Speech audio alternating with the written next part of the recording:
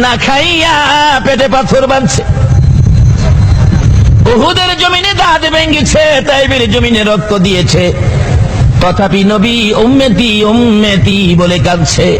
বলুন, নবী শত ব্যথার পরেও আমার ব্যথায় নবী কাঁদছে কিনা? কত কান্দা নবী কাঁদতেন। পেটের খিদায় সাহাবী বলেন, আমি দেখি পেটের খিদায় নবী হাঁটতে পারে না, হেলে ডোলে নবী পড়ে যায়। সাহাবী ধরে বলতেছেন, ইয়া রাসূলুল্লাহ, আপনার পেটে বুঝি খিদা, আপনি এইভাবে কষ্ট করে হাঁটতেছেন? নবী চোখের পানি ছেড়ে দিলেন, সাহাবী রে, আমার পেটে খিদা রে, তারপরে কষ্ট করে হাঁটতেছেন, বসুন, আমার বাড়িতে আসুন। সাহাবী নবীজিকে ঘরের মধ্যে বসাইয়া বাড়ির ভিতরে ঢুকে চোখের পানি ছেড়ে দিয়ে কান্দে, বিবি গো, এই খাবার আমি কার জন্য রাখবো গো? আমার নবী তো হাঁটতে পারে না, নবীর কষ্ট হয়। বিবি, রুটি বানারে, গোশত পাকারে, নবীকে খাওয়াবো। রুটি গোশত নবীজির সামনে দিলে আমার নবী চোখের পানিগুলো জর্জর করে ছেড়ে পকেট থেকে রুমাল বাহির করে রুমালটা বিছাইয়া রুটি নিজের মুখে দেয় না, এই রুমালগুলো বিছাইয়া রুটি আর গোশত রুমালের মধ্যে প্যাকেট করে নবীজি প্যাকেট করে বাহির হয়ে যাচ্ছে। সাহাবী আরজ করে, নিয়ে রাসূলুল্লাহ, এত খিদা নিয়ে আপনি খাইলেন না রুটি গোশত, প্যাকেট করে কোথায় যাবেন? আমার নবী বলেন, সাহাবী রে, আমি নবী 3 দিন পর্যন্ত পেটে খাবার নাই, তারপরও আমি নবী পেটের খিদার কথা ভুলে গেলাম। আমি খবর পাইছি রে, আমার হাসাইন আর হুসাইন না খাইয়া দিন কাটায়, আমার ফাতেমার চুলাই বলে 7 দিন পার হয়ে গেছে, আগুন জ্বলে না। রুটি গোশত লইয়া আমার নবী খাতুনে জান্নাত ফাতেমাতুল জাহরার ঘরের দরজায় আওয়াজ দিলে ফাতেমা শুধু কান্দে, দরজা খোলে না। অনেকক্ষণ পর জবাব দিলেন, বাবা গো, আমি এত ব্যথাই ব্যতীত সহ্য করতে পারি না। দরজা খুলে দিলেন, মা কেন কান্দো বাবা? 7 দিন হলো আমার চুলায় আগুন জ্বলে না, তাহলে কান্দো কেন? এই নাও, আমি নবী তোমার জন্য রুটি গোশত নিয়ে আসছি। ফাতেমা রুটি গোশত হাতে নিয়ে কান্দে, বাবা গো, এই রুটি গোশত আমি কেমনে খাবো গো বাবা? তোমার 2টা আদরের নাতি ইমাম হাসাইন আর হুসাইন পেটের খিদা লইয়া গোয়ালা কাটা মুরগির মতো লাফাইয়া লাফাইয়া কান্দে গো বাবা। পেটের খিদায় কানতে কানতে বারবার আমার কাছে আইসা আমাকে বিরক্ত করত। আমি একেবারে বিরক্ত সহ্য করতে পারি না। এক পর্যায়ে রাগ হইয়া গো বাবা, আমার 2টা কলিজার টুকরা সোনার পুতুল হাসাইন আর হুসাইনের 2 গালে আমি 2টা থাপ্পড় মারছি গো বাবা। তোমার 2টাই আদরের নাতি থাপ্পড় খাইয়া জংলাই বসে বসে কান্দে। হাসাইন আর হুসাইন 2 ভাই গলাগলি করে কান্দে আর বলে, আমি শুনে আসছি। হুসাইন বলতেছে, ও ভাই হাসাইন, মায়ের কাছে আর যাব না রে, চল আমরা পেটের খিদা লইয়া নানার কাছে যাই। এইভাবে যারা কষ্ট করেছে, তারপরেও নবী উম্মতের কথা বলে নাই। ওই কষ্টের 2 আদরের নাতি উম্মতের নাজাতের জন্য কুরবানি পর্যন্ত দিয়েছে। বলুন, এই নবীকে ভালোবাসা দেওয়া, এই নবীর পক্ষে থাকা আমাদের দরকার আছে কিনা? আজকে এই নবীকে না চিনার কারণেই বিশ্বজুড়ে মুসলমানদের উপর বিপদ। বলতেছিলাম, এই নবীর পক্ষে গিয়েছেন খাজা মঈনুদ্দিন। নবীর পক্ষে যাবে যারা, আল্লাহর পক্ষ পাবে তারা। খাজা ওসমান হারুনি ডাকতেছে, মাবুদ গো, যেই নবী এত কষ্ট উম্মতের জন্য করেছে, এত কান্দা উম্মতের জন্য কেঁদেছে, মাবুদ 3 নাম্বার দাবি তুমি পুরা করবা কথা দিয়েছো। আমি আরেকটা দরখাস্ত 3 নাম্বারে নিয়ে গেলাম, আমার আখিরি নবীর সকল গুনাহগার উম্মতের তুমি আল্লাহ মাফ করে দাও। আল্লাহ কয়, ও পাগল, যেই দাবি করছস এটা তো সম্ভব না। কেন? তুমি না বলছো? কি বলেন? আল্লাহ কি বলে নাই 3টা পুরা করবে? তুমি তো বলেছো 3 নাম্বার দাবি পুরা করবা, আমি মানি না, দিতে হবে। এটা অন্য নবীর উম্মতের আবার এই সাহস নাই। একমাত্র এই কিসিমের দাবি করতে সাহস পায় আখেরি নবীর উম্মতেরা। ধরে বলুন সুবহানাল্লাহ। এটা শুধু এই দেশে না তো, হাসরের ময়দানে গিয়ে দাবি করব। এমন এক ঘটনা ঘটবে, হাসরের দিন আমার আল্লাহ বিচারের কোর্ট নিয়ে বসবেন। তো বিচারের সিরিয়ালে আখেরি নবীর উম্মত আল্লাহ ডাক দিবেন, এ কেরামত আলী, এদিকে আয়। নামাজ পড়ছিলে? না না, আমি নামাজ পড়ার সময়ই পাই নাই। রোজা রাখছিলি? না, আমার তো গ্যাস্ট্রিক আসছিল। এরকম কয় না? বালা মানুষ রোজা রাখে না, জিগাইলে কই গ্যাস্ট্রিক। আল্লাহ বলবে হাসরের দিন, এখনো বাটপারি করস? দুনিয়ার মধ্যে বাটপারি করছস, গ্যাস্ট্রিক গ্যাস্ট্রিক কইয়া এখনো বাটপারি করস? যাও জাহান্নামে যাও।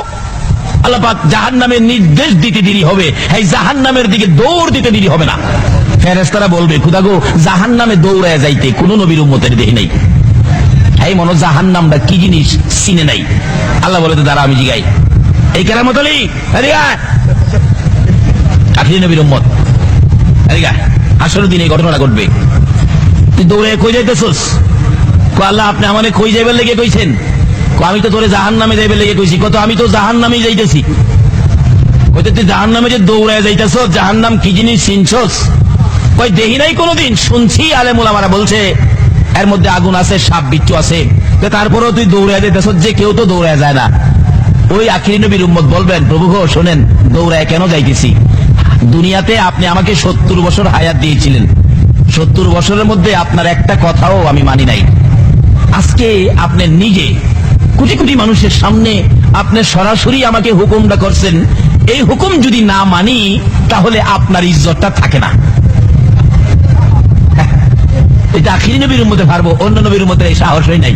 ও খোদা, 70 বছরে একটা হুকুম মানি নাই, আজকে কোটি কোটি মানুষের সামনে আপনি নিজে হুকুমটা করলেন, এইটা যদি আমি না মানি আপনার ইজ্জতটা থাকে না। ভাবলাম আপনার ইজ্জতটা থাক, আমি জাহান্নামেই যাই।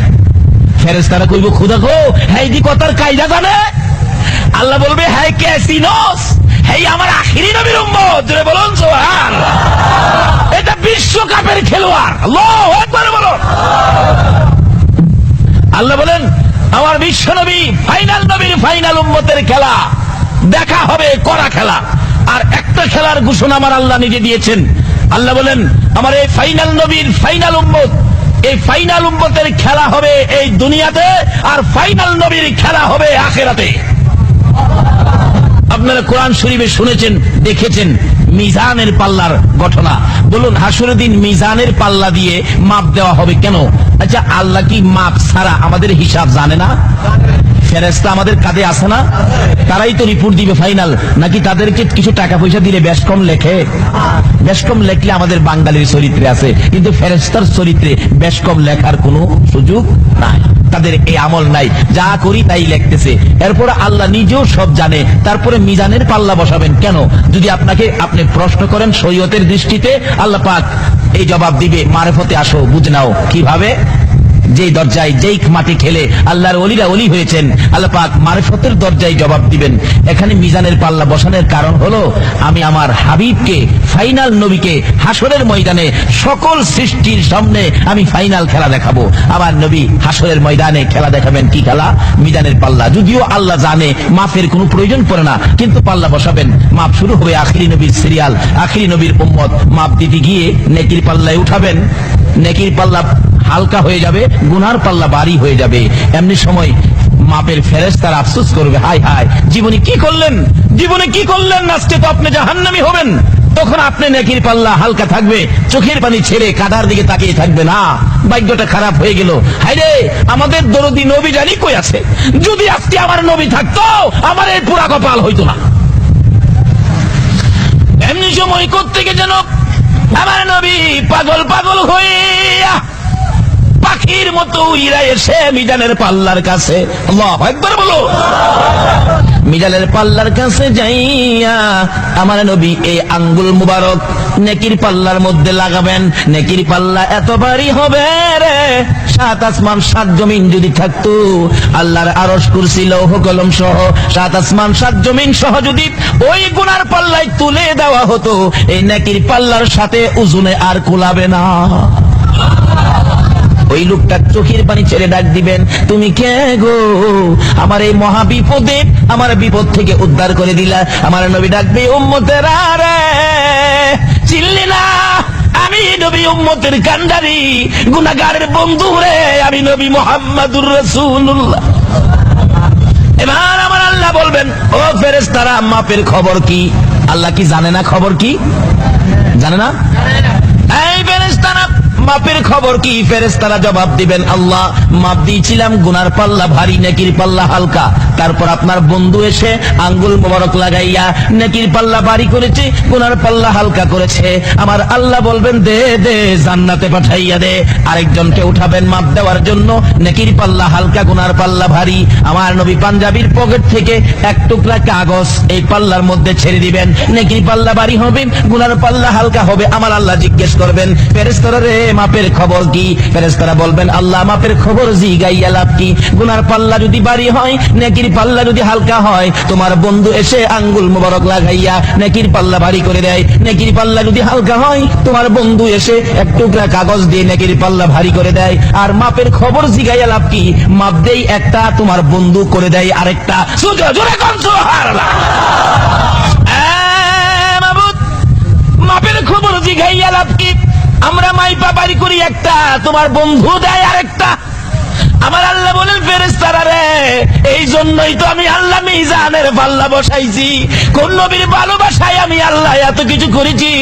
এই নবীর খেলা দেখানোর জন্য মিজানের পাল্লা দে দে, সুযোগ দে। আজকের বাজারে আমার নবী যা করবে রে, আমি আল্লাহ সব মাইনা নিব রে। ইয়া মুহাম্মদ পিয়ারা নবী এসো ইয়ারা, দূর কর জালা, হায়রে দয়া করে দেখা দিয়ে দূর কর জালা। ইয়া মুহাম্মদ পিয়ারা নবী এসো নিরালা, ইয়া মুহাম্মদ পিয়ারা নবী। তোফাজ্জলের বাবু না, নবী সারা হব না। তোফাজ্জলের বাবু না, নবী সারা হব না। নবীর আশিক পার হইবে হাসরের বেলায়। ইয়া মুহাম্মদ পিয়ারা নবী এসো নিরালা, ইয়া মুহাম্মদ পিয়ারা নবী। ভালো না ভাইরা, আসুন ওই খাজা মঈনুদ্দিন চিশতি রহমাতুল্লাহর পীর খাজা উসমান হারুনি চোখের পানি ছেড়ে কান্দে, মাবুদ গো ওই নবীর গুনাহগার উম্মতের মাফ করে দাও। এই নবী গুনাহগার উম্মতের জন্য দুনিয়াতে বহু কান্না কাঁদছে। আমার আল্লাহ কয়, ও খাজা উসমান হারুনি, এটা তো হয় না, তুমি না কইছো হবে, এখন হয় না কেন? ও উসমান হারুনি, এটা যদি করে দেই আমি আল্লাহর খেলাই শেষ, খেলাই থাকবে না। তাইলে তুমি না বলছো দাবি করলে 3 নাম্বার দাবি পুরা করবা। আমার আল্লাহ কয়, যাও, পুরাপুরি করলাম না, কিছু করলাম, কিছু কি করলা শুনতে চাই। খাজা উসমান হারুনি, তুমি যতদিন দুনিয়ায় বেঁচে থাকবে, যত ওয়াক্ত নামাজ তুমি খাজা উসমান হারুনি আদায় করবে, প্রত্যেক ওয়াক্ত নামাজের বিনিময়ে আমার বন্ধুর গুনাহগার উম্মতের মধ্য থেকে এক এক ওয়াক্তের বিনিময়ে 30,000 উম্মত করে আমি আল্লাহ মাফ করে দিলাম। তাইলে এই দলে থাকলে মাপ পাইবেন না ওলিদের বিরোধিতা করলে মাপ পাইবেন? এই দলে থাকতে রাজি আছেন? বলুন, পৃথিবীর জমিনে, খাস করে বাংলাদেশের জমিনে আমরা ইসলাম পেয়েছি, কালিমা পেয়েছি কার কাছ থেকে? আল্লাহর ওলিদের কাছ থেকে। বলুন, কার কাছ থেকে? আর জোরে বলুন। এই দেশের জমিনে ইসলাম এনেছে হযরতে শাহজালাল ইয়ামিনী রহমাতুল্লাহ আলাইহি। এটা কি অস্বীকার করতে পারবেন? তাহলে এখন কেন আপনারা ওলিদের বিরোধিতা করেন? যাদের দ্বারা আমরা ইসলাম পেয়েছি, কালিমা পেয়েছি, আল্লাহ রাসূল চিনার রাস্তা পেয়েছি, তাদের সাথে দুশ্মনী কেন?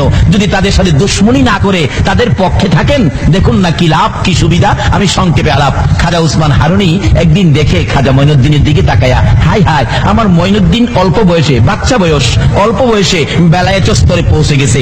একদিন তার বেলায়েতের ক্ষমতা পরীক্ষা করার জন্য আপনারা যার পক্ষে বসে আছেন, দেখেন আপনাদের লাভ কি। এটা এসে গেলেন, খাজা মঈনুদ্দিনকে বললেন, মঈনুদ্দিন, ওই যে আগুন, পূজারীরা আগুনের পূজা করে, ওখান থেকে আমার জন্য একটু আগুন নিয়ে আসো। মঈনুদ্দিন আগুন আনতে গিয়ে বলতেছেন, আপনারা আগুনের পূজা করেন?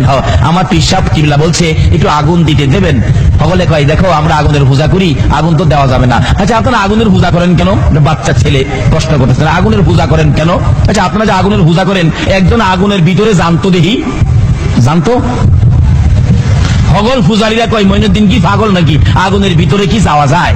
কইতে, আপনারা পূজা করেন, যাইতে পারবেন না। আমি মঈনুদ্দিন আগুনের পূজা করি না, আমি একটু আগুনের ভিতরে যাই। হগল আগুন পূজারীরা কয়, বাবা যাইও না, পুরে ছাই ছাই হয়ে যাইবা। খাজা মঈনুদ্দিন কয়, দেখি আগুনের ক্ষমতা আছে কিনা আমারে পুরাইবার, আমি একটু ভিতরে যাই। খাজা মঈনুদ্দিন আস্তে আস্তে আগুনের ভিতরে ঢুকছে, ভিতরে গিয়া দাঁড়ায় রইছে। তার জীবনী লেখে, প্রথমত পাওয়ের জুতাটা আগুনে দিছে, পাওয়ের জুতা, দেখি আমার জুতাটা নি পড়াইতে পারে। দেখে জুতা আগুনের ভিতরে দিলে, জুতার আবার বাহির করে দেখে জুতারে রং দিয়া দিছে। এই পূজারীরা কিসের পূজা করস? একজন যাস না ভিতরে? কই সম্ভব না। কইতে, আমি যাই। মঈনুদ্দিন ভিতরে গিয়ে দাঁড়ায় রইছে।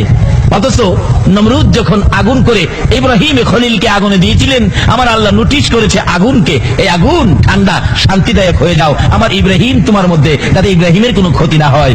অথচ আমরা আখিরি নবীর উম্মত, খাজা মঈনুদ্দিন আমানত হলো ফিসিলমি কাফার মধ্যে ঢোকার কারণে আগুনে ঢোকার সাথে সাথে বিনা নোটিশে আগুন ঠান্ডা ফুল বাগান হয়ে গেছে। অনেকক্ষণ দাঁড়িয়ে আছে খাজা মঈনুদ্দিন, যার পক্ষে আপনারা বসে আছেন, দাঁড়িয়ে আছেন। এই পক্ষটা গেলে কি লাভ, তারপরে সামনে বাড়ছি। এবার দাঁড়িয়ে আছে, কিছুক্ষণ পর আগুন দেখে তার গায়ে ধরে না। আগুন কয়, ধরতাম তো, যে নবীর উম্মত হয়ে আইসো, এই নবীর উম্মতের আমি আগুনের ধরার সাহস, দুনিয়ার আগুন কেন, জাহান্নামের আগুন পর্যন্ত ধরার সাহস। বাস্তবে আসুন, এই নবীর পক্ষে গিয়েছিলেন, আপনারা তো নবীর পক্ষে দাঁড়িয়ে আছেন, বসে আছেন। এই নবীর পক্ষে গিয়েছিলেন একটা মাছ, সমুদ্র থেকে একজন নবীর আদরের উম্মত একটা মাছ ধরে আনলেন। মাছটা খুব সুন্দর, ফাজাইল দুরুদের মধ্যে লেখে। মাছটা ধরে আনার পর মাছটাকে বিবিকে দিলেন, মাছটা কাইটা ভালো করে ভাজি করো, এই মাছটা আমি খাবো। বিবি মাছ খুব ভালো করে কাটলেন, কাইটা পানি দিয়ে ধুইতেছেন, কিন্তু এত কাটার পরেও মাছটা পানিতে মরে নাই, জীবিত। ভালো করে লবণ টবণ দিয়ে ভালো করে ধুইলেন, ধোয়ার পরও মাছ মরে নাই, মাছ খালি নড়ে। অবশেষে তেল দিয়ে মাছকে ভাজি করতে চাইলেন, মাছ ভাজি করবেন, কিন্তু এত গরম তেলের মধ্যে মাছ মরে না, ভাজিও হয় না, খালি নড়ে। বিবি আবার বেশি করে তেল দিয়ে, এবারে তিনবার করে তেল ভালো করে দিয়ে আগুনের মতো গরম করে মাছ ছেড়ে দিলেন, কিন্তু মাছ বেশি তেল দিলে আরো শান্তি লাগে, মাছ পানির মতো তেলের ভিতরে ঘুরে। বিবি বলেন, আশ্চর্য, এটা কি মাছ মেরে আনলেন, মাছ তো মারতেই পারি না, ভাজি করবো কিভাবে? এবার ওই লোকটা বলতেছেন, দাও তো, এটা নবীজির কাছে নিয়ে যাই। ইয়া রাসূলুল্লাহ, এই মাছটা ধরে আনলাম, মারলাম, কাটলো, ভাজি করলো, কিন্তু মাছ তো ভাজি হয় না, মরে না, জীবিত, বুঝতেছি না। এত গরম আগুনের তেলের মধ্যে দিল, কিন্তু মাছ তো ভাজি হয় না। এমনি সময় জিবরাইল এসে বলেন, ইয়া রাসূলুল্লাহ, এই মাছটা যখন এই লোকটা মারছিল, ওই মাছ তখন আপনি নবীর উপর দুরূদ শরীফ পড়তেছিল। হুজুর, জানিয়ে দেন, আপনার পক্ষে থাকার কারণে, আপনি নবীর ভালোবাসায় দুরূদ পড়ার কারণে গো নবী এই মাছটাকে আইনা কাটলেন, কাটার পরও মরে না, লবণ দিয়ে ধুইলেন, তারপরও মরে না, তেলে ভাজি করলেন, তারপরে মরে না। এই দুনিয়ার আগুন দিয়ে লাল লাল করে তেল ওই মাছ ছেড়ে দিয়েছে, মাছ মরে না, আগুন তার গায়ে ধরে না। নবী গো, আপনি জানিয়ে দেন, আপনি নবীর পক্ষে যারা থাকবে, আপনি নবীর উপর দুরূদ ও সালাম যারা পাঠ করবে, নবী এই দেশের আগুন কেন, জাহান্নামের আগুন পর্যন্ত ধরবে না। সেই নবীর পক্ষে ছিলেন খাজা মঈনুদ্দিন। আল্লাহু আকবার বলো। খাজা মঈনুদ্দিন চিশতি রাহমাতুল্লাহ আলাইহি সেই নবীর পক্ষের মেহমান ছিলেন। আগুনের ভিতরে ঢুকে আছেন, কিন্তু আগুন খাজা মঈনুদ্দিনের গায়ে লাগে না। মঈনুদ্দিন বলেন, আমার গায়ে তো আগুন ধরে না, দেখি তো আমি মঈনুদ্দিনের পক্ষে যদি কেউ আসে। আপনারা কি মঈনুদ্দিনের পক্ষে থাকতে রাজি আছেন? এখন মঈনুদ্দিন প্রমাণ করতেছেন, আমি মঈনুদ্দিনের পক্ষে যদি কেউ আসে, তাকে আগুনে ধরে কিনা।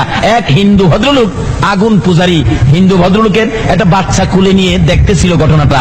খাজা মঈনুদ্দিন আবার বাহির হইয়া ওই হিন্দু ভদ্রলোকের কুল থেকে বাচ্চাটা টান দিয়ে আইনা নিজের কুলে নিয়া ওই আগুন পূজারী হিন্দু ভাইয়ের বাচ্চা সহ আবার আগুনের ভিতরে ঢুকলেন। হগল আগুন পূজারীরা কয়, আরে মরছে মরছে, খাজা মঈনুদ্দিন মরতো, আমাদের বাবুর হুলাটা কেন নিল? হাই হাই, এই বাচ্চাটাকে কেন নিয়ে মারলো? অনেকক্ষণ পরে খাজা মঈনুদ্দিন বলতেছে, আল্লাহ, আমারও তো আগুনে ধরে না, আমার পক্ষে যদি কেউ থাকে তাকে ধরে কিনা প্রমাণ করলাম। দেখে তার গায়েও, এই হিন্দু বাচ্চাদের গায়েও আগুনে ধরতে পারে না। বেরিয়ে আসলেন, সবাই পরীক্ষা করতেছে, দেখি আমাদের বাবুর পোলায়ন নিয়ে আবার আগুনে জ্বালাইছে। চেকচুক করে দেখে একটা পশম পর্যন্ত আগুনে পোড়াইতে পারে না। এই অবস্থা দেখে তার জীবনী লিখে, ওখানে 850 হিন্দু আগুন পূজারী ছিলেন। এই অবস্থা দেখে 850 আগুন পূজারী খাজা বাবার হাত ধরে কালিমা পড়ে মুসলমান হয়ে গেলেন।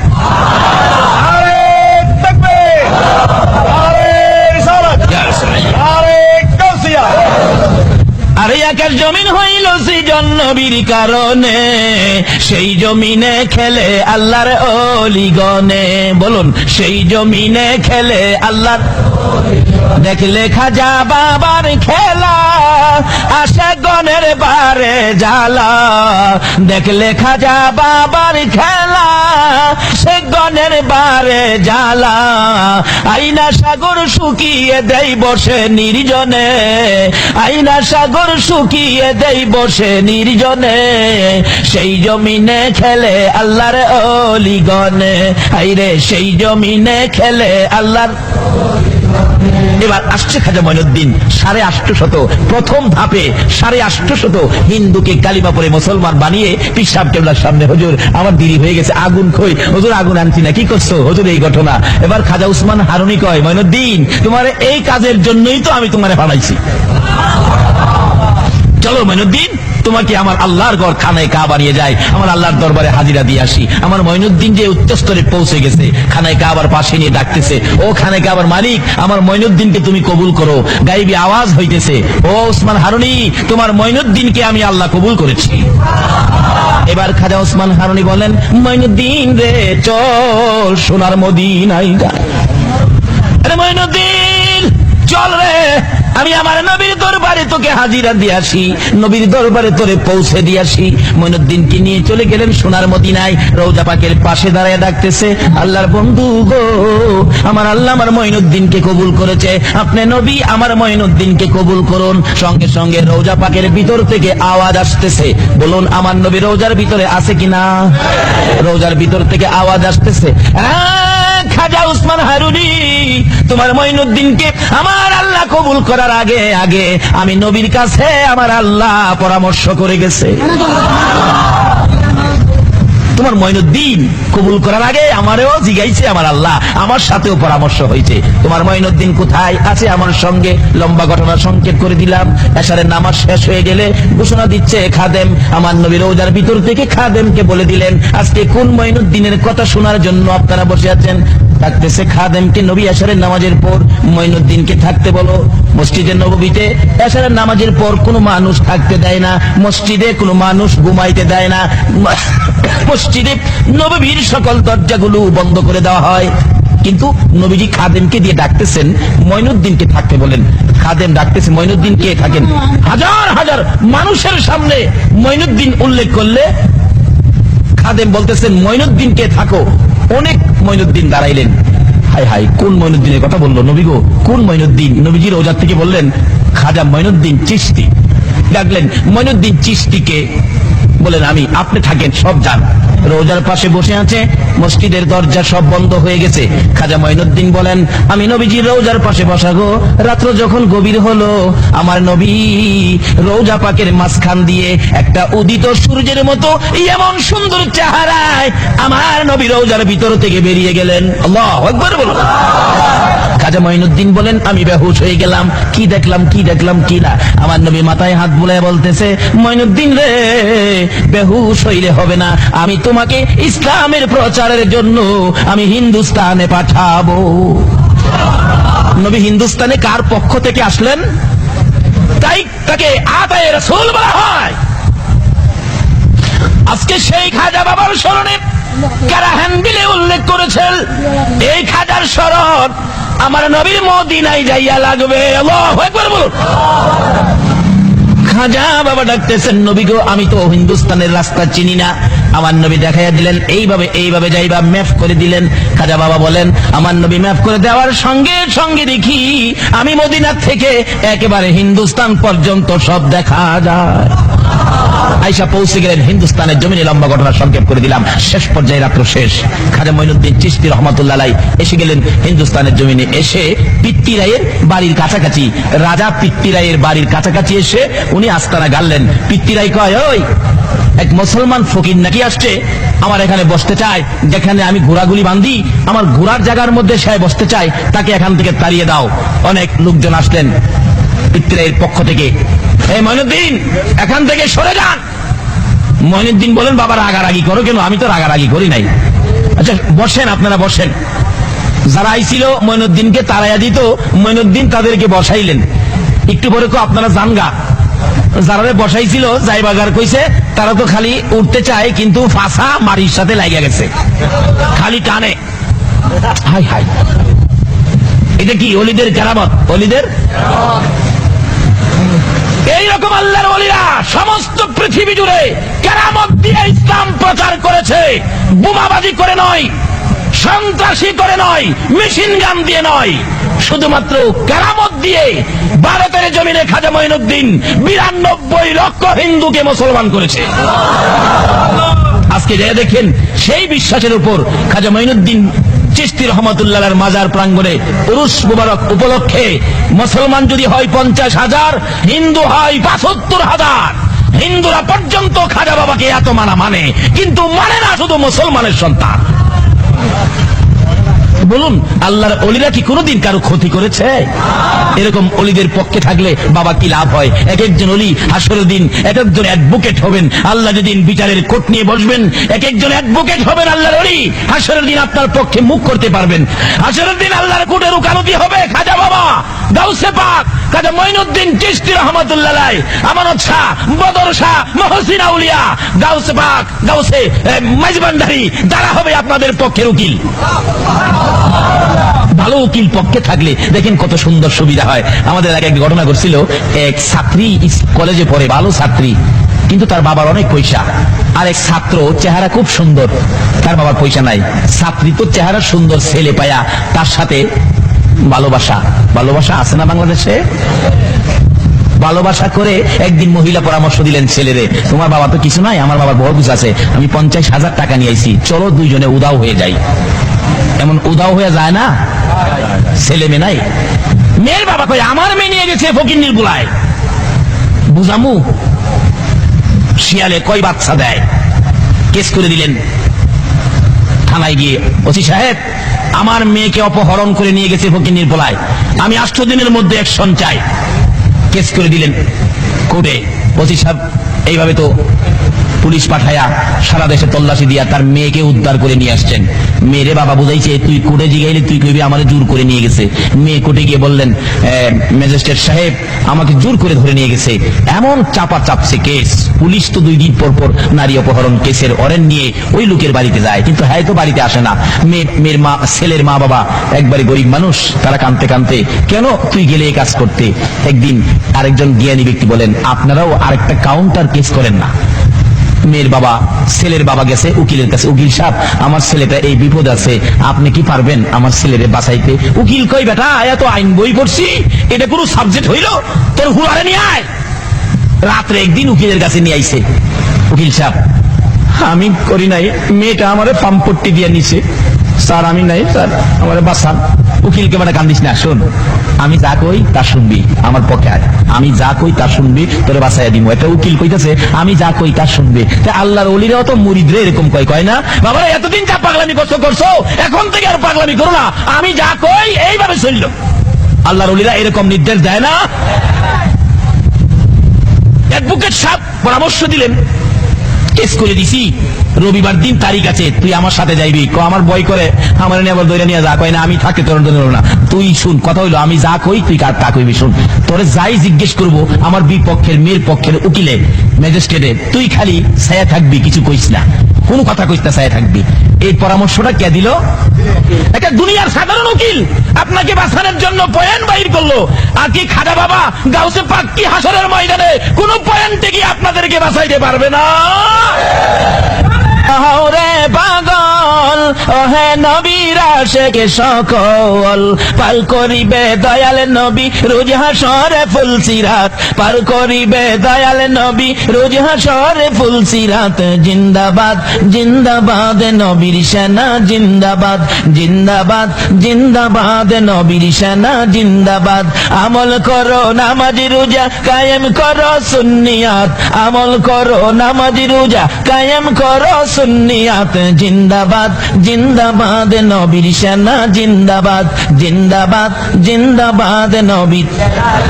ও নবীর সেনারা জাগ্রত বসে আছো কার পক্ষে? নবীর পক্ষে, ওলিদের পক্ষে। তোমাদের ভাগ্যের দরজা খুলে গেছে। এই তো উকিল আপনার পক্ষে। উকিলকে খাজা বাবা কি করবে হাসরের দিন, এই দুনিয়া দিয়ে বুঝাইতে চাইলাম। উকিল বলেন, তোরা যাই জিগাইবো তুই কোনো কথা কইস না, খালি ছায়া থাকবি।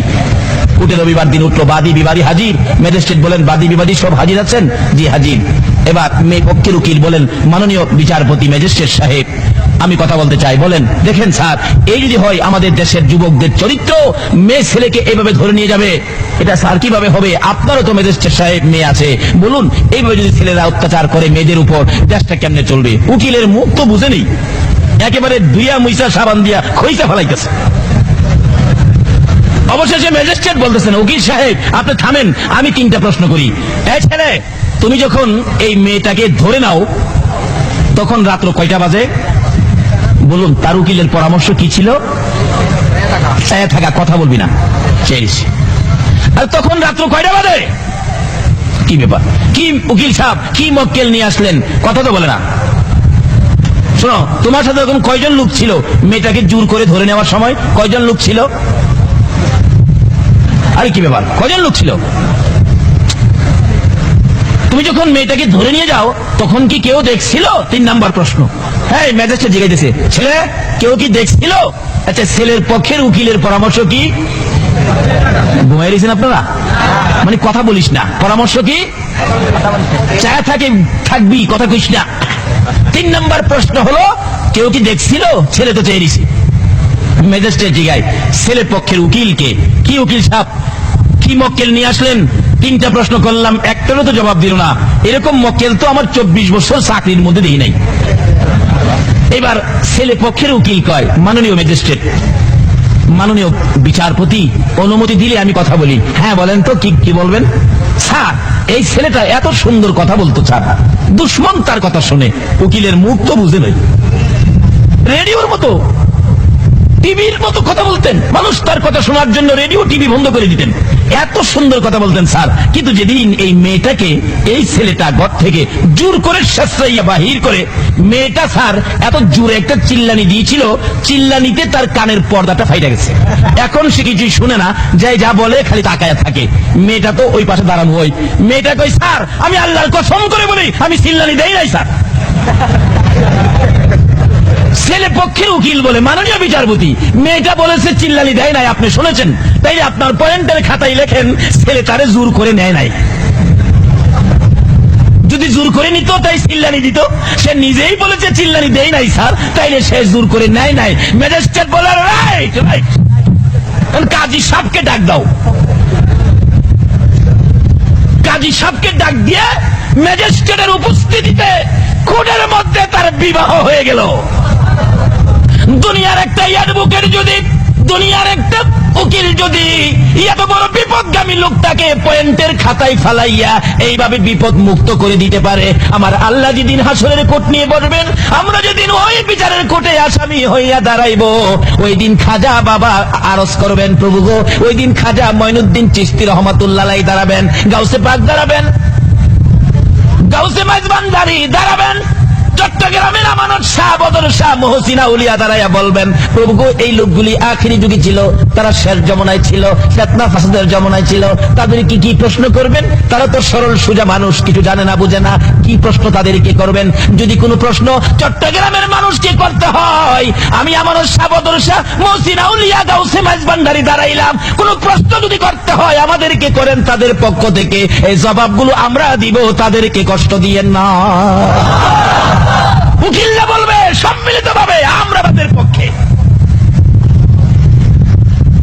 তোমরা কি বলবে? আল্লাহ এদের কি জিগাই কি হইব? এইটা সাধারণ, এটা হিসাব জিগাই খোলাই থাকবেন। আল্লাহ আপনার যে রহমান আর রহিম আছে, এর বিনিময় তাদেরকে মাফ করে দিলে সহজ হয়ে যায়।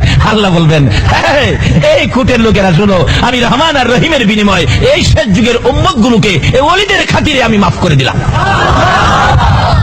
এই অ্যাডভোকেটদের সাথে সম্পর্ক রাখলে হাসরের কোর্টে আমাদের লাভ হবে না লস হবে? তাই খাজা মঈনুদ্দিন মদিনার কামলেওয়ালা নবী পক্ষ থেকে ভারতের জমিনে আতাই রাসূল হয়ে আসলেন, কিন্তু তাকে উচ্ছেদ করে দেওয়ার জন্য সংগ্রাম করলেন পিতৃরাইয়ের লোকেরা।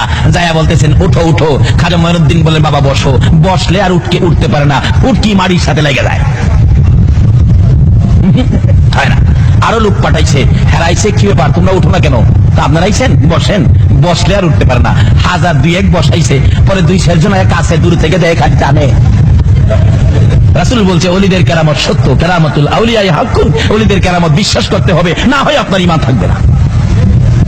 খবর দিছে পিতৃরাই, এমন এক লোক আইছে খাজা মঈনুদ্দিন বসাইলে উঠতে দেয় না।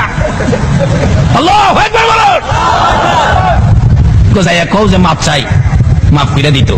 হগলে কয় মঈনুদ্দিন মাপ চাই, মাফ করে দেন। কোথাইলে উঠো, উঠছে। কয় মঈনুদ্দিন আমরা জায়গা বিদায় দেন। যাও যাও। লগের সবাই কয় যাইতে কই, জেলা বসাইলে উড়া যায় না, লহিলার পক্ষে যাই। হিন্দুরা যদি এইভাবে খাজা মঈনুদ্দিনের পক্ষ কালিমা পড়ে মুসলমান হতে পারে, আমরা কি মুসলমান হয়ে কি তার পক্ষে যাইতে পারি না?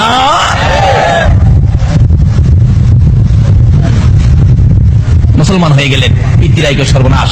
এখন কি করি? কিছু লোক পাঠালেন বাঁশের বন্দুক দিয়া পাহাড়ের উপর থেকে গুলি করে মঈনুদ্দিনকে শেষ করে দিবি। চারদিক ঘেরাও করছে, কমান্ডিং অফিসার কমান করতেছে। আমার আল্লাহ জিবরাইলকে দিয়ে প্রস্তাব পাঠাইছিলেন, ও জিবরাইল আমার বন্ধুর কানে খবর দাও, আমার বন্ধু এই দেশের মাটিতে থাকতে পারবে না, আমার বন্ধু এই রক্ত মাখা জমিনের মধ্যে রাখবো না, আমার বন্ধুর দেহ আমার আরশের ডাইন পাশে দাফন করব। জিবরাইল খবর নিয়ে ডাকতেছেন, হুজুর আল্লাহর সালাম গ্রহণ করুন। আমি জিবরাইলের সালাম গ্রহণ করুন। আল্লাহর নবী গো, আপনার দেহ মোবারক আল্লাহর আরশের ডাইন পাশে দাফন হবে, আপনি খুশির সহিত কবুল করুন। আমার নবী কোনো কথা কয় না, দুইটা চোখের পানি ঝরঝর করে ছাড়তেছে। জিবরাইল বলেন, ইয়া রাসূলুল্লাহ, এত সুন্দর প্রস্তাব নিয়ে আসলাম, কোনো কথা কন না, খালি কাঁদেন কেন জানতে চাই। আমার নবী বলেন, জিবরাইল রে, তোমার জন্য খুশির খবর হতে পারে, আমি খুশি হতে পারলাম না, কেন পারলেন না? রে জিবরাইল, আমার দাফন আল্লাহর আরশের ডান পাশে হবে, আমি জানতে চাই আমার গুনাহগার উম্মতের দাফন কই হবে রে? জিবরাইল বলেন, আপনার উম্মতের দাফন এই জমিনের মধ্যে হবে। আমার নবীর কান্না আরো বেড়ে গেছে। জিবরাইল, না না, সইতে পারি না, আমি আরশে থাকবো আর আমার উম্মতেরা এই জমিনে থাকবে, আমার মন মানে না, প্রস্তাব আমি রাখবো না, আমার পক্ষ থেকে একটা প্রস্তাব আমার প্রভুর দরবারে তুলে ধরো। জিবরাইল রে, আমার গুনাহগার এতিম উম্মতেরা যেই জমিনে থাকবে, আমি নবী আরশে যাব না রে, আমি আমার গুনাহগার উম্মতের পাশে সেই জমিনের মধ্যে শুয়ে থাকবো। আরে দয়ালো নবী, প্রেমের ছবি আর আসবে না জগতে, আমার দয়ালো নবী, প্রেমের ছবি আর আসবে না। হাসর দিনে উম্মত বিনে, হাসর দিনে উম্মত বিনে যাবে না নবীজি বেহেশতে, দয়ালো নবী, প্রেমের ছবি আর আসবে না জগতে, আমার দয়ালো নবী, প্রেমের ছবি আর আসবে না। 63 সাল জিন্দেগি কাটছে বলে উম্মতি, 63 সাল জিন্দেগি কাটছে বলে, এখনো কান্দে শুয়ে মদিনাতে নবী, এখনো কান্দে শুয়ে মদিনাতে, দয়ালো নবী, প্রেমের ছবি আর আসবে না জগতে, আমার দয়ালো নবী, প্রেমের ছবি আর আসবে না। বাবারা ভাইরা, এই নবীকে চিনানোর জন্য আল্লাহ যে কত কিসিমের সিস্টেম করেছে দেখছেন। নিজের নাম রাব্বুল আলামিন, বন্ধুর নাম রাহমাতাল লিল আলামিন, নিজের নাম লা ইলাহা ইল্লাল্লাহ, বন্ধুর নাম মুহাম্মাদুর রাসূলুল্লাহ, নিজের নামে 12 অক্ষর, বন্ধুর নামে 12 অক্ষর, নিজের নামে 12 অক্ষরে কোনো নক্তা নাই, বন্ধুর নামের 12 অক্ষরে কোনো নক্তা নাই। আল্লাহকে বন্ধু, তোমার নামে 12, আমার নামে 12, রাইতে দিলাম 12, দিনে দিলাম 12, 24 ঘন্টা। বন্ধু গো, তোমার আর আমার নাম একত্রিত করে কালিমাটা বানাইলাম। 24 ঘন্টায় যা গুনাহ করছে তোমার উম্মতরা, 24 অক্ষরের কালিমাটা যদি একবার লাগাইয়া দেয়, আমি 24 ঘন্টার গুনাহ আমি মাফ করে দিব। এইভাবে সিস্টেম করে আমার আপনার নবীকে বুঝাইতে চায়। এটা আদম নবীকে না, ইব্রাহিম নবীকে না, মুসা নবীকে না, ঈসা নবীকে না, একমাত্র বুঝাইতে চাই নবী মুহাম্মদুর রাসূলুল্লাহ সাল্লাল্লাহু আলাইহি ওয়াসাল্লামকে। এই নবীকে চিনতে পারলে কোনো সমস্যা থাকবে না, সব দূর হয়ে যাবে। আসুন, এই নবীকে চিনবেন কিভাবে? চিনাইতেছে ছোট কাল থেকে, নবী দুনিয়ায় আসে নাই, তার আগের থেকে খবর। তাওরাত, জাবুর, ইনজিল কিতাবে নবীর আগমনের খবর আছে কিনা বলুন তো? নাকি আপনারা দুনিয়াতে আইসে পরে মক্কাবাসী বুট দিয়া নবীরে নবী বানাইছে? আমাদের দেশের কিছু লোকের ধারণা নবীরে বুট দিয়া ওই বানাইছে। কি যে টানা হেসরা! কেউ কেউ নবীরে মাড়ি দা বানাইছে। গত 2 রাত আগে এক মাহফিলে গেছি, একবারে জোর গলায় কইতাছে, আবার যুক্তি দিতাছে, কয় শুনেন বাবারা, এক জাতের আলেম বাইরিছে নবীরে নূর কয়। ফেরেশতারা তো নূরের তৈরি, ফেরেশতাদের কোনো প্রস্রাব পায়খানা করে? শ্রোতারা কয় না। নবী যদি নূরের তৈরি হইতো নবী তো প্রস্রাব পায়খানা করতো না। নবী প্রস্রাব পায়খানা করছে না? আবার জিগায়। শ্রোতারা কয় জি করছে। তাইলে নবী নূর হইছেন করতে? নূরের হইলে তো প্রস্রাব পায়খানা বন্ধ হইতো। কেমনে যুক্তি দিয়ে বুঝা দেখেন। কোন নবীরে মাটিটা বানাইছে? নাউজুবিল্লাহ কান্না। নবীরে মাটিটা বলে বানাইছে? আমার নবী হযরত জাবের রাদিয়াল্লাহু তাআলা প্রশ্ন করেছিলেন, ইয়া রাসূলুল্লাহ, সৃষ্টি সম্পর্কে কিছু বলুন। রাসূল বলেন, আউয়ালু মা খালাকাল্লাহু নূরি। বলুন, এই হাদিসটা কি কেউ অস্বীকার করতে পারবে? আউয়ালু মা খালাকাল্লাহু নূরি। রাসূল বলেন, জাবের, সর্বপ্রথম তোমার নবীর নূর মুবারককে সৃষ্টি করা হয়েছে। এই কথাটা নবীজি বলছে, তাহলে কথাটা সত্য হবে না মিথ্যা হবে? নবী কইব নূর, আপনি যদি কোন মাটি, তাইলে কথাটা সঠিক হইল? নবীজি খালি নূর এটাই না। হযরত উসমান গনি জিন্নুরাইন কিতাবের মধ্যে উসমান গনির নামটা আসলেই লেখা হয় জিন্নুরাইন, অর্থাৎ উসমান গনি নবীজির দুই মেয়েকে বিবাহ করেছিলেন বিদায় উসমান গনির নামের মধ্যে লকব হলো জিন্নুরাইন, অর্থাৎ দুই নূরের অধিকারী। যেই মৌলবী কয় নবী মাটি, হ্যাঁ নিজেও পড়ছে উসমান গনি জিন্নুরাইন, সন্তানেরা নূর, আর নবী বলে মাটি। এরকম কিছু ধাক্কা ধাক্কি আমাদের বাংলাদেশে আছে কিনা বলুন তো? এই বলে ইসলামটারে বিশ্ববাজারে ধ্বংস করে দিচ্ছে। আল্লাহ বলছে ইসলাম আমার মনোনীত ধর্ম, নবী বলছে সুন্নি জামাত আমার মনোনীত জামাত, এর বাইরে কোনো জামাত নাই। জোরে কোন সুবহানাল্লাহ। মক্কা নগরে যেদিন বর্বর যুগ ছিল, মেয়ে হইলে জীবিত দাফন করত, জীবিত মারি দিত।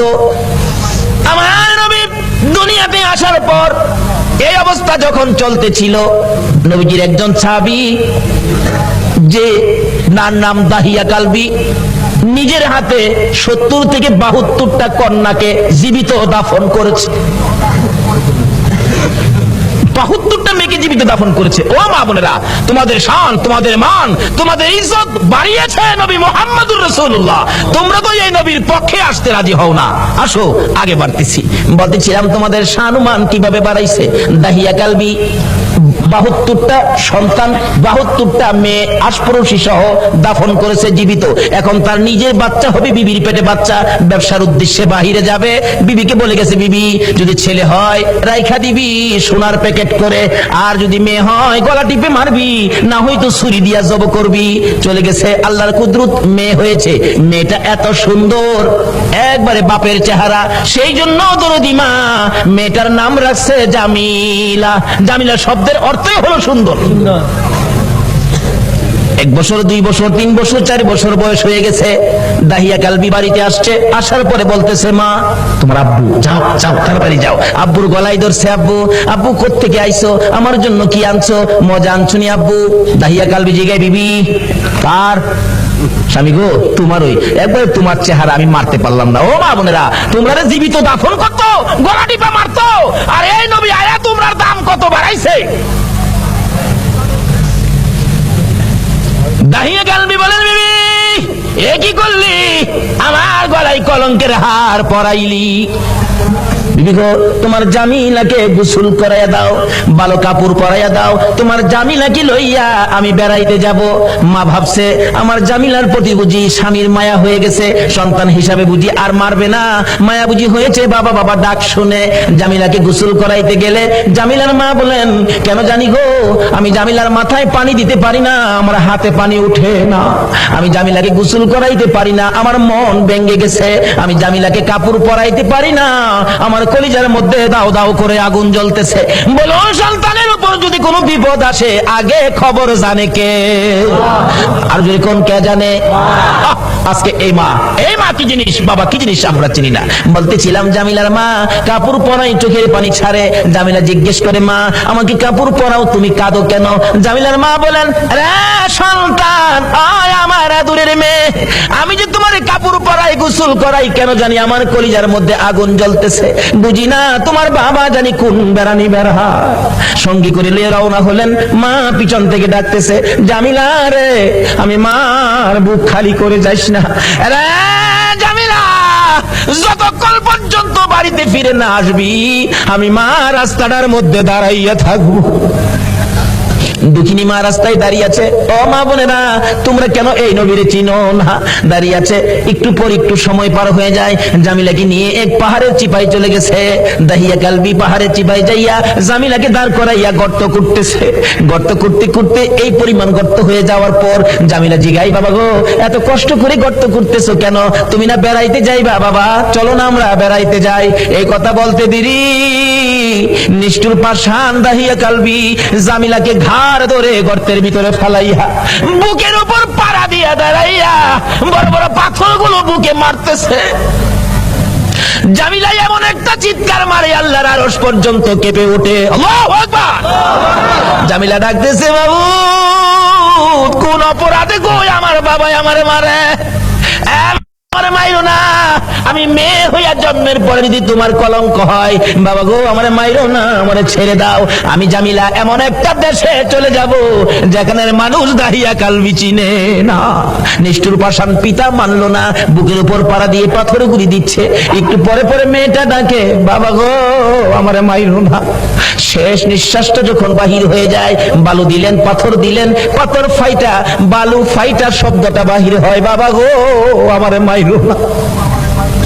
শেষ নিঃশ্বাস ত্যাগ করে বিদায় হয়ে গেলে দাহিয়া কালবি বলেন, আমি যত দূর যাই আমার কানের মধ্যে আওয়াজ আসে, সন্তান আমারে ডাকতেছে, বাবা গো আমারে মাইরো না। মনটা মানতেছে না, কি করলাম? এত সুন্দর করে আমারে বাবা কইয়া ডাকতো। দৌড়া বিবির কাছে গিয়ে কাঁদতেছে, বিবি গো, ও বিবি আমার জামিলা কই গো? বিবি বিবি কান্দে, স্বামী আমার কলিজাটা কেন জানি ধাউ ধাউ করে আগুন জ্বলতেছে। বিবি গো, আমি তো তোর জামিলারে জীবিত দাফন করে আসছি। বিবি কান্দে, স্বামী কি করলা? একটা দৌড় মারছে আমার নবীজির দরবারে, ইয়া রাসূলুল্লাহ আমি দাহিয়া কালবি অপরাধী আপনার কাছে আসছি। কি করেছো হুজুর? আমি 70 থেকে 72টা মেয়ে জীবিত কবর দিয়েছি, কিন্তু শেষ মেয়েটা আমার নিজের মেয়েটা ছিল, এত সুন্দর চেহারা ছিল।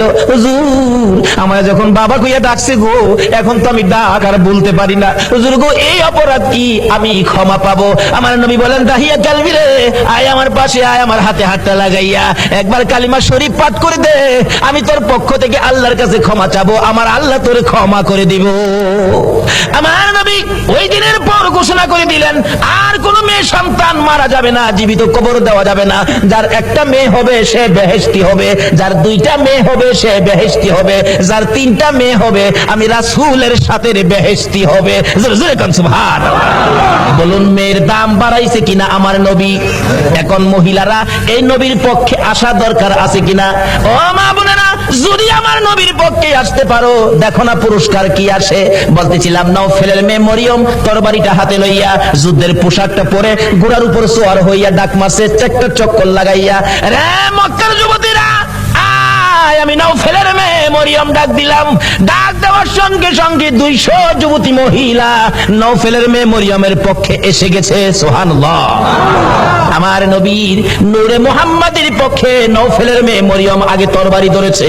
মহিলারা গো, তোমাদের ভাগ্য ভালো গো, তোমরাই তো আমার নবীর পক্ষে আগে গিয়েছো। এবার তরবারি লইয়া খানে কাবার চারপাশে দাঁড়ায় গেছে যুবতীরা। আব্দুল মুত্তালিবের পাশে যাইয়া তরবারি উড়াইছে নওফেলের মেয়ে মরিয়ম। রে আব্দুল মুত্তালিব, আব্দুল্লাহর গলায় ছুরি দেওয়া যাবে না। আব্দুল্লাহর গলায় যদি ছুরি দিতে চাও, এই যে দেখো 200 তরবারি তোমার পাশে দাঁড়াইয়া গেছে, আজকে আমি এই মক্কা নগরীতে রক্তের বন্যা বসাইয়া দেব। পারবা না দিতে? একটু পরে গো, আপনাদের মতো যুবকেরা তরবারি লইয়া চারপাশে ঘেরাও করে ফেলেছে। যুবকেরা ডাকতেছে, ও আব্দুল মুত্তালিব, আব্দুল্লাহর গলায় ছুরি দিতে দেব না, আমাদের রক্ত থাকতে আব্দুল্লাহকে জব করতে দেওয়া হবে না। ব্যবসায়ীরা দোকানপাট বন্ধ করে খানে কাবার চারপাশে ঘেরাও করে ডাকতেছে, রে আব্দুল মুত্তালিব, আব্দুল্লাহকে জব করা যাবে না রে, আব্দুল্লাহ মক্কা নগরীর সম্পদ, আব্দুল্লাহর দেখে আমরা ব্যবসায় গেলে ব্যবসায় লস হয় না, আব্দুল্লাহকে দেখে কাজ কামে গেলে কাজ কামে বিপদ হয় না। জোরে জোরে কন্যা সুবহানাল্লাহ। আমার আল্লাহ বলেন, কেন বিপদ হবে আব্দুল্লাহর দেখে গেলে? আব্দুল্লাহর কপালে যে রাহমাতাল লিল আলামিন, কেন বিপদ হবে? মা বোনেরা, তোমার মতো মহিলা ছিল নওফেলের মেয়ে মরিয়ম। নিজের জীবন দিতে রাজি, আমার নবীর বাবার কুরবানি হইতে রাজি না। ডাকতেছে, দেওয়া হবে না। আল্লাহর কুদরত 100 বারের মাথায় টান দিলে আব্দুল্লাহর নাম আসলো না, 100 উটের নাম আসলে নবীজির দাদা আব্দুল মুত্তালিব সঙ্গে সঙ্গে খানায় কাবার সামনে 100 উট কুরবানি করে দিলেন। আদায় হয়ে গেল। এবার বড় হইতে শুরু করলো খাজা আব্দুল্লাহ। 19 বছরে পৌঁছলে নওফেলের মেয়ে মরিয়ম বারবার খালি ডাকে, কি আব্দুল্লাহ রে, তোর পায়ে দড়ি, তোর বাবারে বলিস আমারে নি তোর বউ বানাবো, তোর ঘরে নি তুইলা নিব। ও আব্দুল্লাহ, আমার বাবার কোটি কোটি টাকার সম্পদ, কেউ নাই, আমি মাত্র আছি। আব্দুল্লাহ রে, কথা দিলাম রে, আমার বাবার সকল সম্পদ আমি তোর পায়ের মধ্যে ঢাইলা দিব। রে আব্দুল্লাহ, তোমার কপালে যা দেখি রে, নবীর আশায় আমি সব ঢাইলা দিব। কিন্তু এইভাবে প্রস্তাব খালি আসতেই থাকে। কয়জনের প্রস্তাব শুনবে? অবশেষে লম্বা ঘটনা। মদিনার ছোটকালের বন্ধু ছিলেন ওহাব জোহরি। এবার চলে গেলেন ওহাব জোহরির বাড়িতে। দুস্থ আসো বাড়িতে? তোমার না ছোট্টকালে একটা মেয়ে দেখছিলাম, যে মেয়েটা খুব সুন্দরী, মেয়েটার নাম ছিল আমেনা। মেয়েটা কি বিয়ে দিয়ে দিছো? না, বিয়ে দেই নাই। তাহলে আমার পোলা আব্দুল্লাহ খুব সুন্দর, তোমার মেয়ে আমেনা খুব সুন্দর, চলো আমরা বিয়ের কাজটা শেষ করি। বৃহস্পতিবার দিবাগত রাত্রে মা আমেনা আর খাজা আব্দুল্লাহর সাথে বিবাহ হয়ে যায়। জোরে জোরে কোন সুবহানাল্লাহ। খাজা আব্দুল্লাহ মা আমেনা যেই রাত্রে, জুমার রাত্রে বাসর ঘরের মধ্যে গিয়েছিলেন, আমেনা বলেন আমি দেখি খাজা আব্দুল্লাহ আমার কপালের মধ্যে চুমা খাইছে। সুবহানাল্লাহ। যখন খাজা আব্দুল্লাহ আমার কপালের মধ্যে চুমা লাগাইতেছে, আমি দেখি আকাশ থেকে একটা নূরের অংশ আমি আমেনার ভিতরে ঢুকছে। আমিনা বলেন একটা পূর্ণিমার চাঁদ যেন আমার কলিজাটার মধ্যে ঢুকছে। কি দেখলাম আশ্চর্য হয়ে গেলাম। লম্বা ঘটনা সংক্ষেপ করলাম। এবার আব্দুল্লাহ শ্বশুর বাড়ির থেকে বেড়াইয়া আসতেছে। নওফেলের মেয়ে মরিয়ম 2 দিন 3 দিন হয় আব্দুল্লাহরে দেখে না, কলিজা মানে না। হঠাৎ দেখে রাস্তা দিয়ে আসতেছে, দাঁড়িয়ে আছে, আব্দুল্লাহরে দেখা যায় কিন্তু আগের আব্দুল্লাহ তো না। ব্যাপারটা বুঝি না। বাড়ির কাছাকাছি আসলে ডাইকে আব্দুল্লাহরে ঘরে নিত, আজকে ডাক দেয় না। নওফেলের মেয়ে মরিয়ম ঘরের ভিতরে ঢুকতেছে, 2টা চোখের পানি ছেড়ে দিছে। মাবুদ, মনের আশা বুঝি পুরা হইল না। খাজা আব্দুল্লাহ নিজেই পিছে গিয়া ডাকে, রে মরিয়ম, অন্যদিন আমারে ডাকতা, আজকে কেন আমারে ডাকো না? ব্যাপারটা কি জানতে চাই। এবার চোখের পানিগুলি মুছতেছে আর বলতেছে, আব্দুল্লাহ রে, আজকে তো আগের আব্দুল্লাহ দেখি না। যা দেখে আমি পাগল ছিলাম রে, তারে তো তোর কপালে দেখি না। রে মা বোনেরা, পাগল হও না গো আমার নবীর জন্য। নওফেলের মেয়ে মরিয়ম ঘরের ভিতরে যাইয়া বিছানাটার উপর হইয়া পরে পরে কাঁদতেছে। আব্দুল্লাহ মাতার পাশে বসে বসে সান্ত্বনা দিচ্ছে। এবার উঠে বসে বললেন, আব্দুল্লাহ সত্য করে কো, তুমি কি বিয়ে করেছো? হ্যাঁ আমি বিয়ে করেছি। কোথায়? মদিনায়। তোমার স্ত্রীর নাম কি? স্ত্রীর নাম আমেনা। একটা চিৎকার মারছে মরিয়ম, আমেনা গো, তোমার জীবন ধন্য হইয়া গেছে। আরে আব্দুল্লাহ, আমি যে তোমারে প্রাণে মনে ভালোবাসতাম, সব তোমারে দিতাম বলেছিলাম কেন? আমি আমার বাবার কাছ থেকে তাওরাত, জাবুর, ইনজিল কিতাবের মধ্যে পেয়েছি আখিরি নবী আসবে। নবীর বাবার নাম, মায়ের নাম ছিল, এমনকি তোর কপালের মধ্যে আখিরি নবীর নূরের নিশানা ছিল। আব্দুল্লাহ রে, আমি তো তোকে ভালোবাসি নাই রে আব্দুল্লাহ, আমি আখিরি নবীরে ভালোবাসা চাইছিলাম। সব দিব রে, তোমার বিবি হব রে আব্দুল্লাহ, তোমার বিবি হইয়া আমি রাহমাতাল লিল আলামিনের মা হইব রে। আব্দুল্লাহ, কসম খাইলাম রে, রাহমাতাল লিল আলামিনের মা যখন হইতে পারলাম না, আর জীবনে কোনোদিন বিবাহ বসবো না। আমার আল্লাহ বলেন, ও মরিয়ম, আমার বন্ধুর ভালোবাসায় চাইছিলি আমার বন্ধুর মা হইতি, মনে বড় আশা ছিল, হইতে পারলি না। তোর ভালোবাসা টুকুন আমি আল্লাহ কবুল করেছি। জোরে জোরে কন্যা সুবহানাল্লাহ।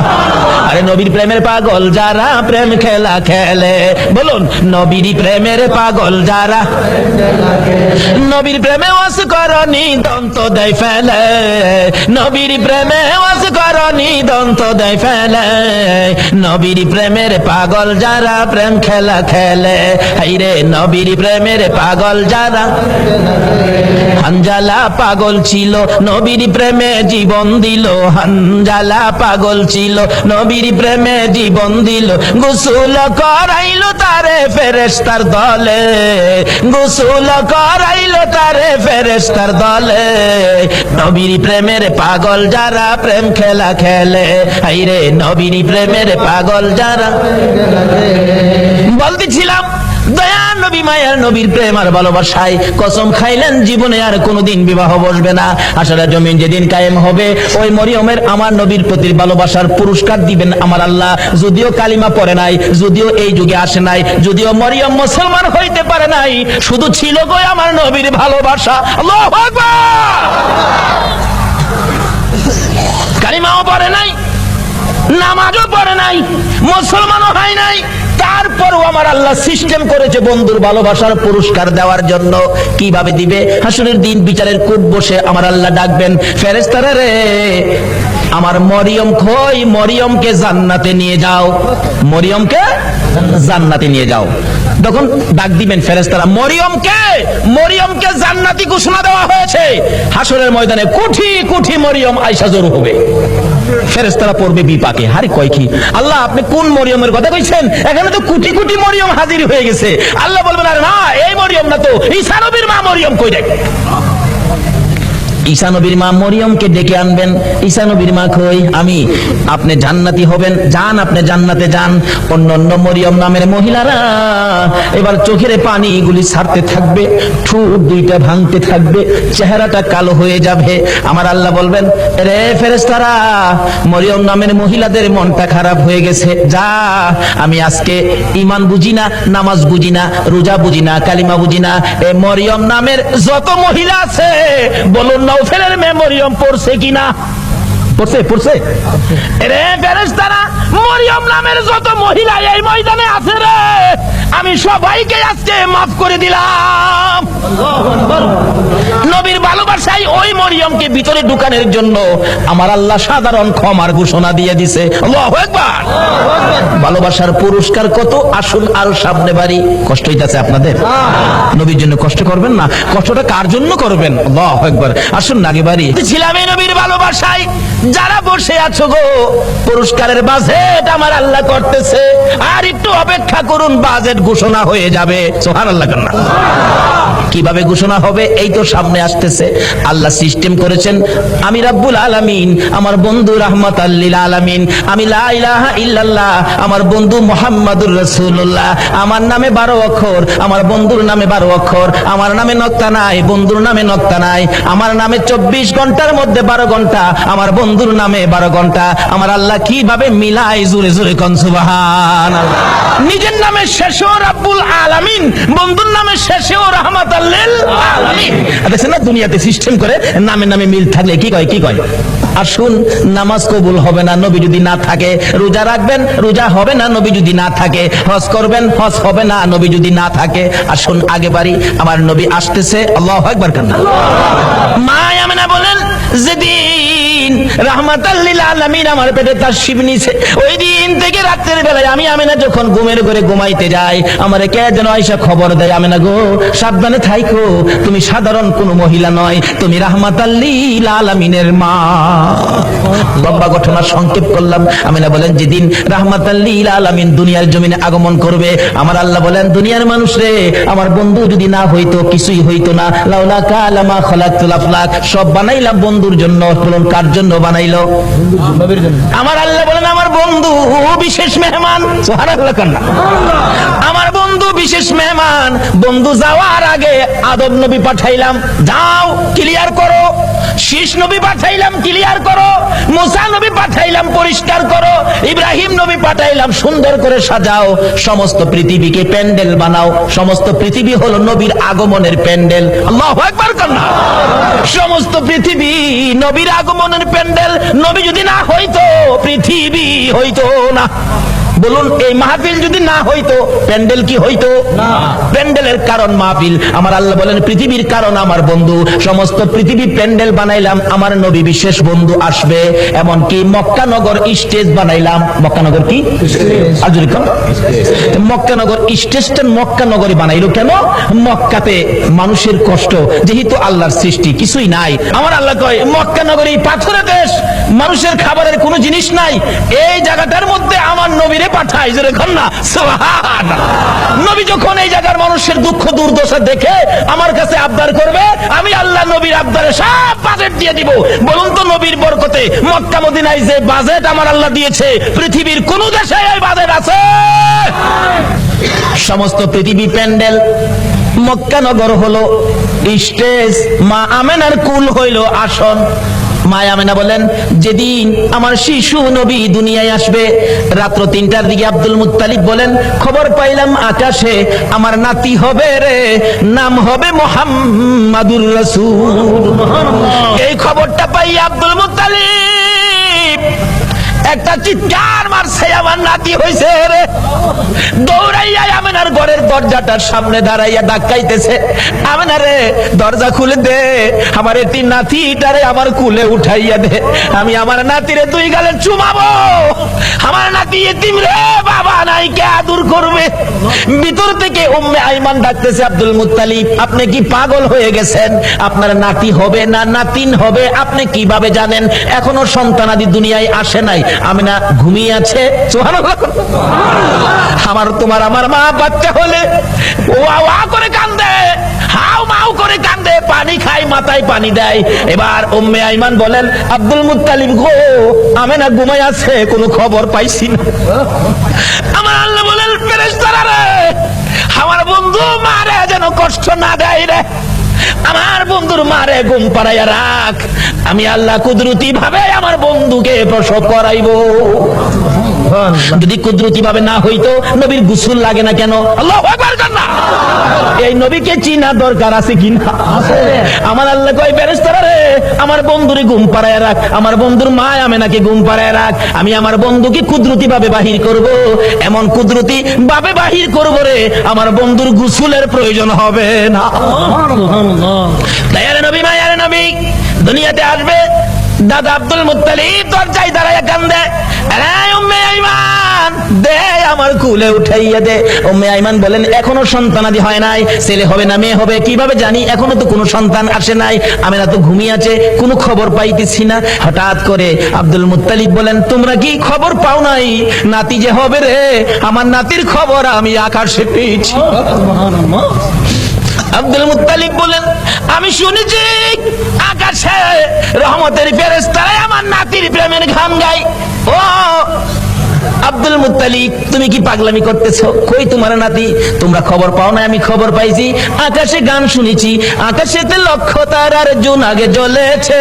বলুন আল্লাহ তাআলা রহমতেরই দুয়ার খুলেছে, হায় রে আল্লাহ তাআলা রহমতেরই দুয়ার খুলেছে।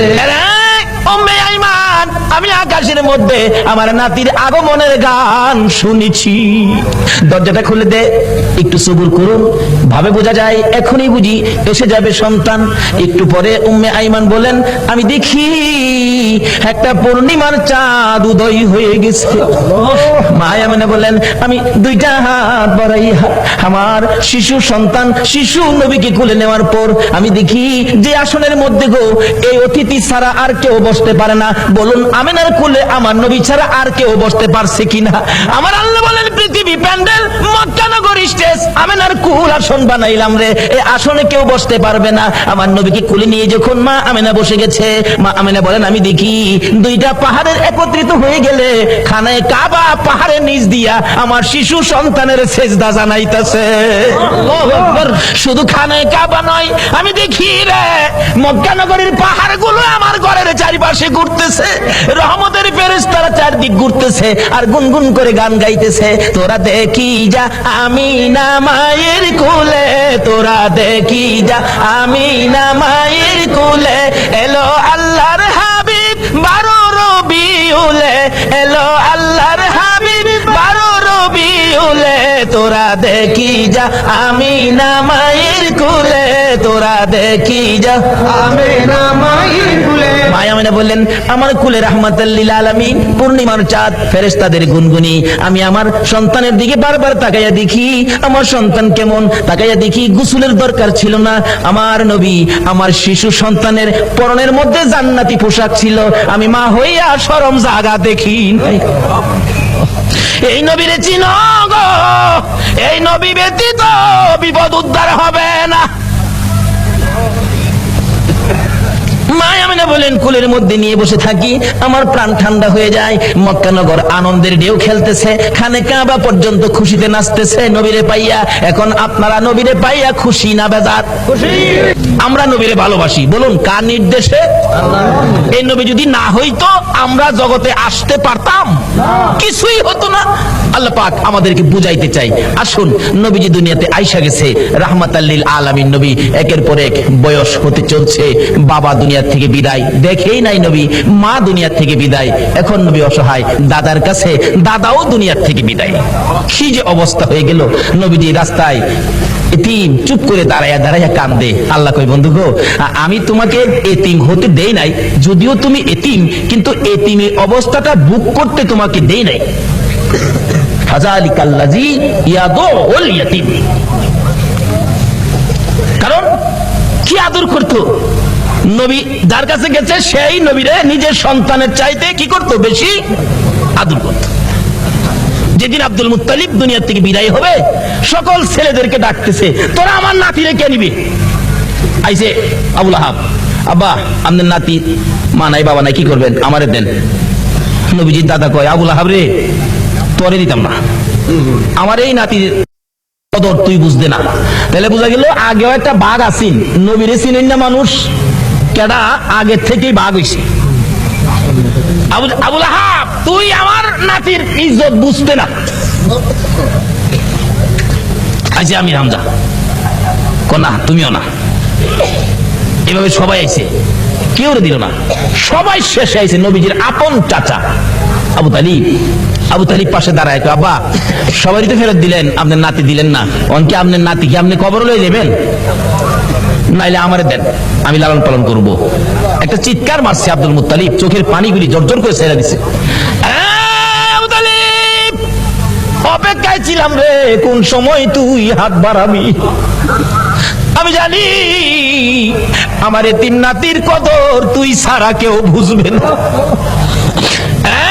চট্টগ্রামের ভাইয়েরা, আমার আল্লাহ জানে গো, তোমরাই আমার নবীর কদর জানো। যারা আজকে নবীর মহব্বতে এই মাহফিলে বসে আছো, আমার নবী তোমাদের জন্য ফুলসিরাতের ঘাটে বসে থাকবে।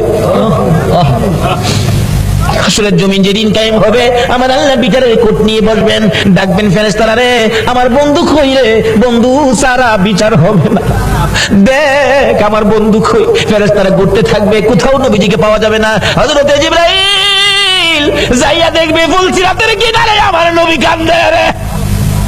ভার পিছন দিক থেকে ডাকতে থাকবেন, ইয়া রাসূলুল্লাহ চলুন, বিচারের কোট বসে গেছে, বিচার শুরু হবে, হুজুর চলুন চলুন। আমার নবী জবাব দিবেন না, দুইবার ডাক দিবেন, জবাব দিবেন না, তিনবারের মাথায় নবীজি মুখটা ফিরাইলে জিবরাইল দেখবে নবীর চোখের পানিতে দুইটা চোখের সাইড কালো হয়ে গেছে।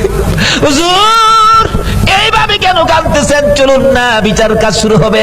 আমার নবী বলবেন, জিবরাইল রে, না জানি আমার গুনাহগার উম্মতেরা রে ফুলসিরাতের ফুলের নিচে বইরা যায়, এই ব্যথায় আমি কান্দি, এই দুঃখে আমি কান্দি, চলুন বিচারের কাজ শুরু হবে।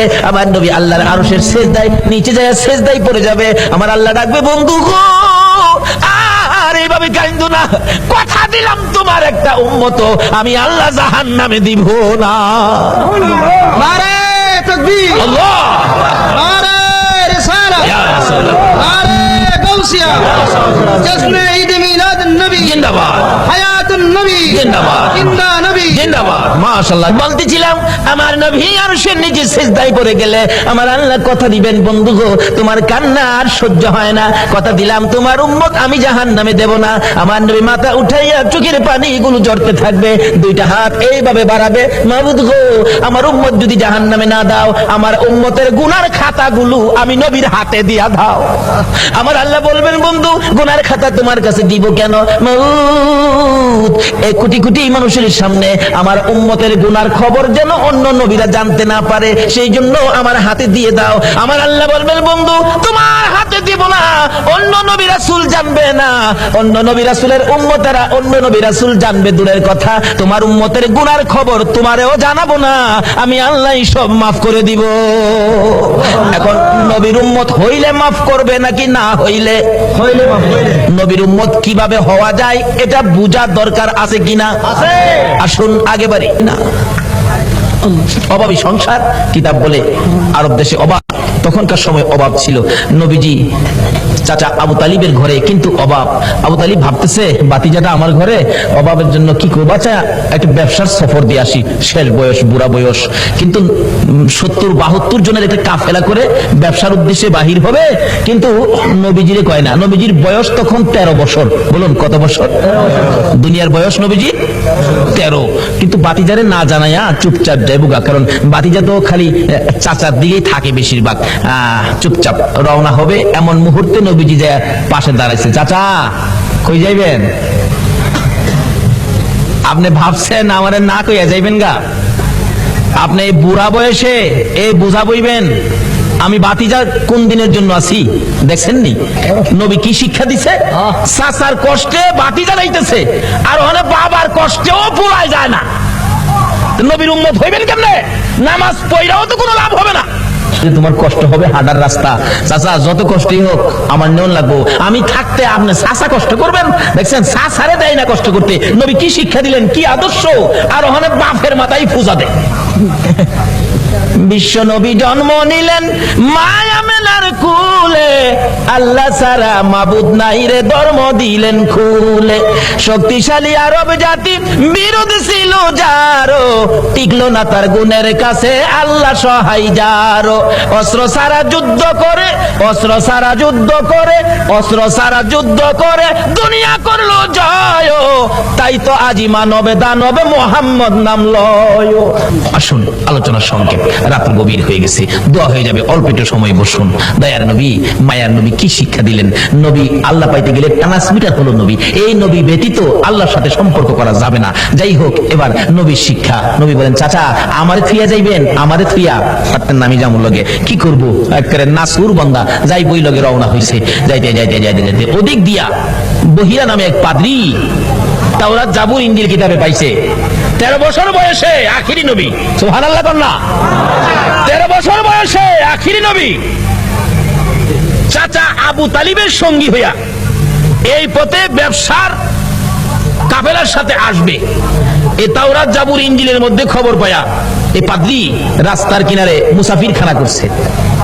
মুসাফির খানা কইরা কোন মুসাফির আইলেই ডাইকা নিয়া নিয়া খাওয়া খাওয়া গিয়ে দেহে কিতাব ধরে যা। আখিরি নবী এরকম নমুনা, এরকম আকৃতি, বাবার নাম এই, মার নাম এই, চাচার সাথে আইব, এই বয়স 13 বছর বয়সে। নাই তো তো নাই, দেখা যা খাওয়ায় বিদায় দে।